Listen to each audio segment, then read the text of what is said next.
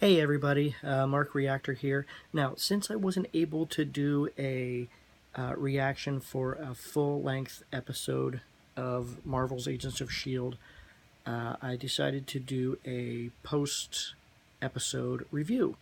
And this is going to be for Season 5, Episode 7, Together or Not at All. This is my first review video that I'm ever doing, so if you guys have any suggestions on how to make this better or other ideas I can do, since I can't do a full-length episode review, feel free to leave comments in the comment section. But let's get going with this. And like I said, since this is my first review video I've ever done, I'm not quite sure what I'm doing, so if it goes a little long, please forgive me. But what I did is I rewatched my initial reaction and took some notes as far as different things I reacted to. So that's kind of what I'm going to discuss today. Now, right before the episode started, I made a prediction that I believed Cassius was not dead. And I turned out to be right with that. So, anyway, that was awesome to see. My first real reaction to anything in the episode was actually something that made me laugh. It was in the very beginning when Fitz and Daisy were talking, and Daisy said to Fitz that he should have jumped down into the arena to fight. And Fitz's reaction was, it wouldn't be fair for him to fight since he's doing push-ups now. I thought that was awesome. That was a great line. And I think he said something about jujitsu right after that, but I was laughing, and I missed that second part of it. I think he said something about, like, jujitsu too or something like that, but I loved that line. That was so awesome. And that's the one thing I love about Agents of S.H.I.E.L.D. and Marvel in general is the humor that they put into their stuff.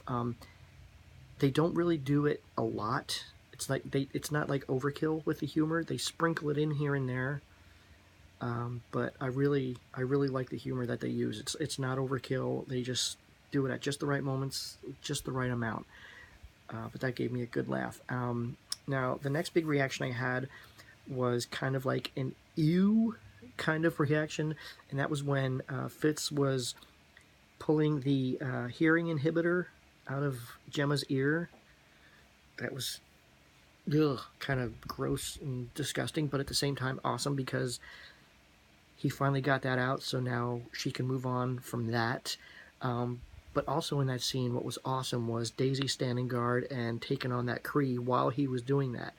And it's awesome to see, like, Daisy can hold her own even without her powers. It's kind of funny because when we first see Daisy, in like the very first season or whatever it was, she's just some nerdy computer tech, and now she's like this butt-kicking agent, which is so awesome. Like I said, even without her powers, she can really, hold her own, which is awesome to see. And if you see me looking down every now and then, it's because I have my notes right down here in front of me, so forgive me for that. My first real reaction that was kind of like a oh come on kind of reaction was when Daisy and Fitz were walking towards the escape ship and the escape ship explodes. Of course, that was their way out and it's gone, so that was kind of an oh come on kind of moment. But as we know with Agents of S.H.I.E.L.D., there's always another way. They always figure something else out. And then it moved to the surface, and May is still alive, and it was awesome. And then we see one of the roaches, and it's like, oh boy, what's gonna happen here? Somebody's gotta step in and save the day. And of course, dun dun dun, here comes Enoch.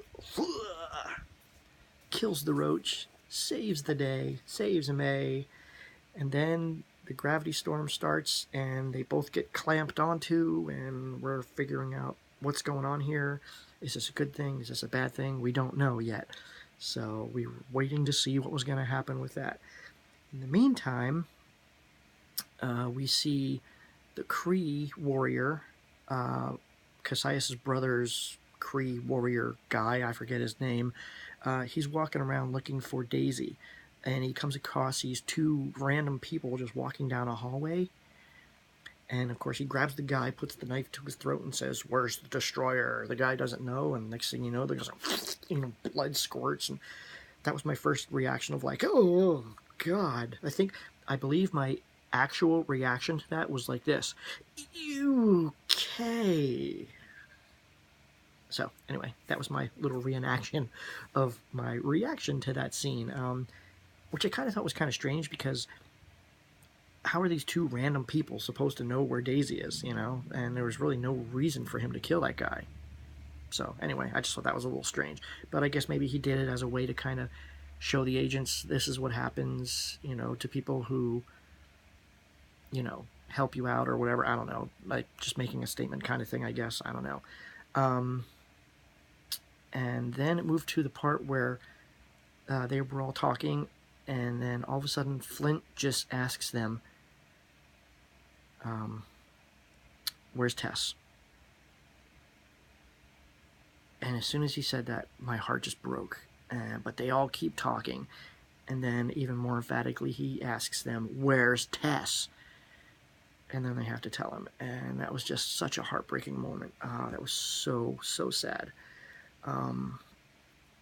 But the next thing I want to talk about is probably one of my favorite scenes in this entire episode. And it was the first argument between Cassius and his brother. That is like my favorite scene of this whole episode because the emotion that both of them showed was so awesome. But it was so appropriate in the level that they went to. They didn't overdo it in the acting. I thought the acting was absolutely tremendous. I thought they did a really, really good job of acting that scene out without getting overly emotional. I think they played it off very well, and that's one of my favorite scenes in the entire episode, was watching those two go at it. I thought that was great. Let me see. And then, of course, at the end of that scene, I looked into the camera and I said, so what do you think?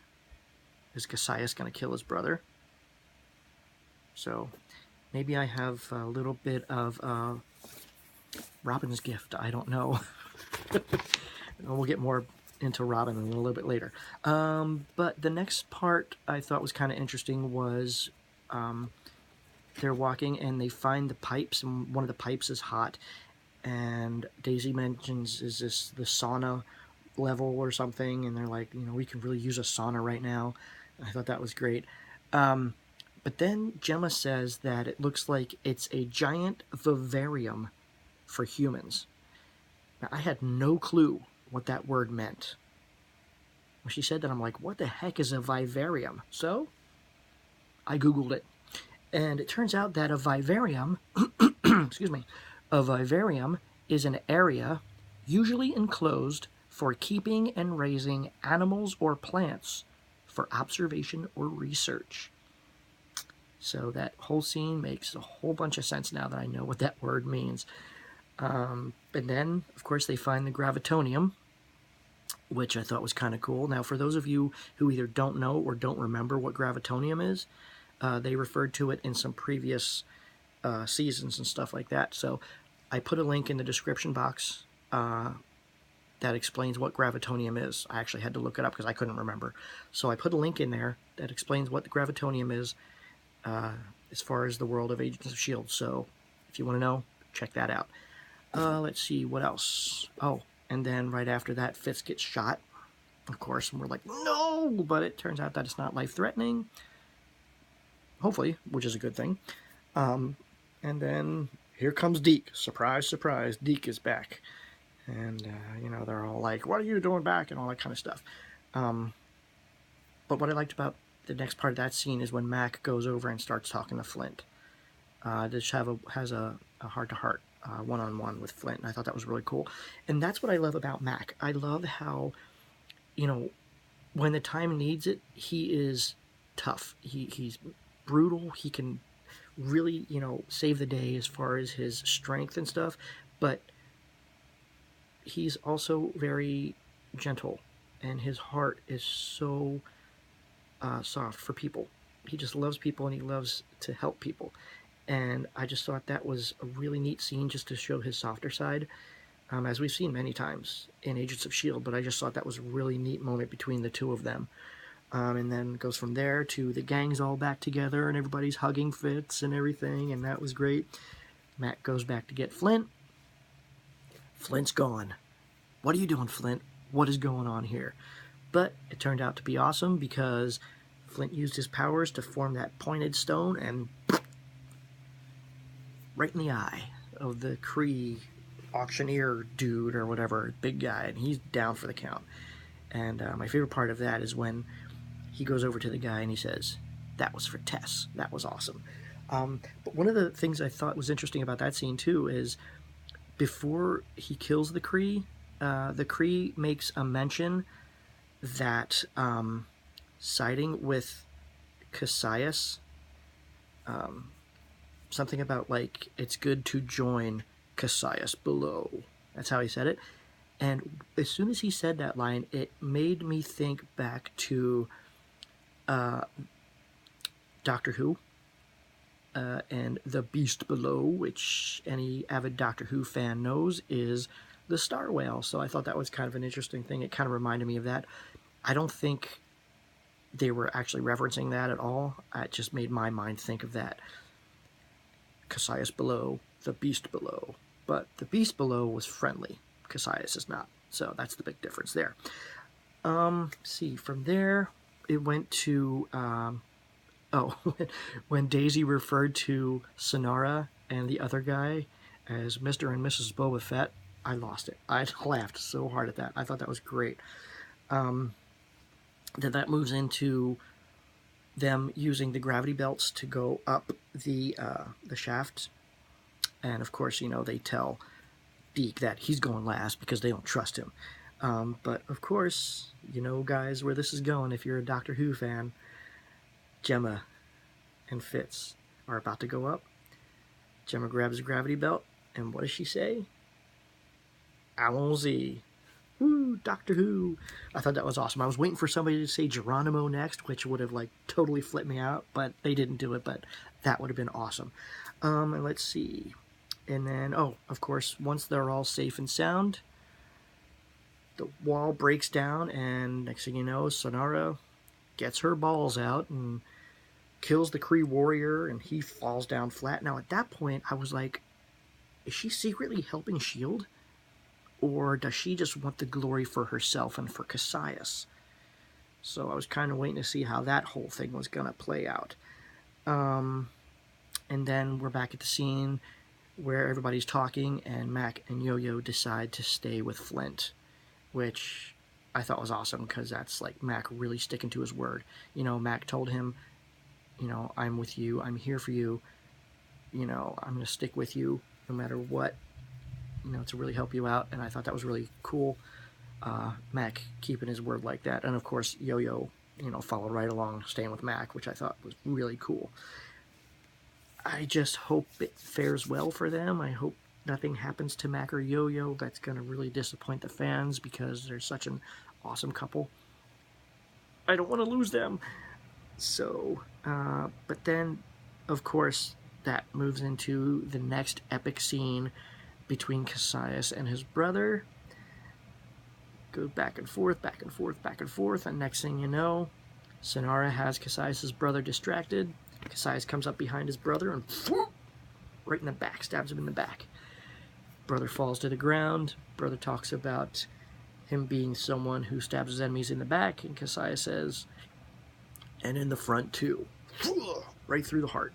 Savage move, Cassius. So I don't know what's... And then he wipes his blood on his face. I don't know. Sonara and Cassius are just really creeping me out right now. I don't know what the deal is with them, but they're just really creeping me out right now. Oh, and then there's the scene when they're all safe back on the ship, and Fitz and Simmons are sitting next to each other, and it's such a beautiful moment, and they're just talking about how it's nice to just finally have some alone time, and they look at each other and they lean forward, and just as they start to kiss, another freaking explosion! Can these two get a break? Let them kiss, please. Just let them kiss. Give them a break. Writers, come on. Please. Anyway, And that moves into the final scene where May wakes up back on the Zephyr with Cassius, and it is revealed who it was that saved them. At first I was expecting to see like Bobby and Hunter come to the rescue, which would have been freaking amazing. But just as amazing, the elderly lady comes on, or older lady I should say, comes on, takes her hood down. We're still trying to figure out who she is. Camera pans down to her hand, and she's holding the bird. It's Robin. Grown-up Robin, here to save the day. So that was awesome. Altogether, awesome episode. Every episode so far this season has been tremendous. I don't think there's been any episode yet that I'm just kind of like, whatever. But every one so far has been on point, moving the story forward, which I think is great. So I'm excited to see what's going to happen next. Let's all hope everything turns out good and we don't lose anybody else. We've lost a couple people so far. Nobody major yet. And let's just hope that continues. So thank you guys for watching. Like I said, if you have any suggestions as far as how to make a video like this any better, please feel free to leave a comment below. All I ask is that you be kind in the comments. Like I said, I'm new to all this, so I don't really know what I'm doing. Just trying to, figure all this out. So, any suggestions, feel free to leave a comment. Feel free to click the like button, subscribe to my channel. I think I'm up to 40 subscribers right now. Woohoo! So feel free to subscribe, share the video, whatever you like. And thanks for watching, guys, and have a great day. Allons-y!